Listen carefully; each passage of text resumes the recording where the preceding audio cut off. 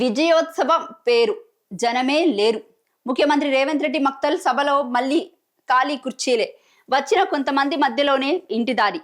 ప్రజలు రాకపోవడంపై మంత్రి వాకిటి శ్రీహరి తీవ్ర నిరాశ. సీఎంకు స్వాగతం ఇలాగేనా అంటూ ఆవేదన. ప్రజల తీరు మనసుపై గాయపరిచిందని విలువెల. 2 ఏళ్లలో కొడంగల్ లిఫ్ట్ పూర్తి లేదంటే వీపులు పగలగొట్టండి రేవంత్.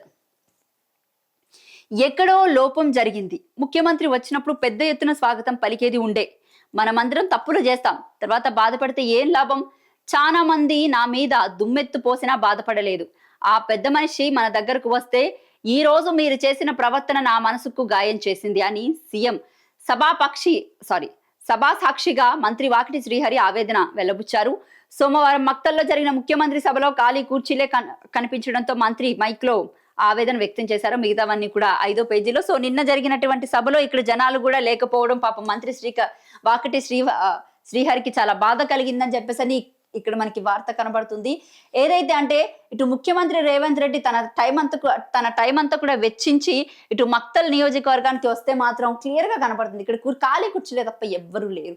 అంటే ఇక్కడ మక్తల్లో బేసిక్ గా కాంగ్రెస్ నాయకులకి సంబంధించి ఇంటర్నల్ గా ఎక్కువ ఇష్యూస్ ఉన్నట్టు మనకి క్లియర్ గా కనబడుతుంది. మోర్ ఓవర్ అంటే ఎవరైతే ఉన్నారో వాళ్ళు ఈ ఈగోస్ తోటి ఈ ఇంటర్నల్ విషయాలతోటి వాళ్ళు బయటికి రాకుండా లోపలే ఈగోకి ఎక్కువగా తీసుకొని ఈ టైం కంటే సభా టైంకి మాత్రం ఎవరికక్కడ గప్చుప్ అయిపోయారని కూడా చెప్పొచ్చు. ఎందుకంటే వాళ్ళ నియోజకవర్గంలో ఎవరైతే ఉన్నారో ఇన్ఛార్జీలు కానీ లేకపోతే కొంతమంది ఆ కార్యకర్తలు కానీ ఎవరైతే ఉన్నారో ఈ ఈగోలకి పోయి ఇక్కడ వెళ్ళకపోవడంతో ఖాళీ కుర్చీలే తప్ప, అంటే జనాన్ని కూడా పాపం కార్యకర్తలు తీసుకురాకపోవడంతో ఖాళీ కుర్చీలే తప్ప ఏమీ కనిపించడం లేదని చెప్పొచ్చు.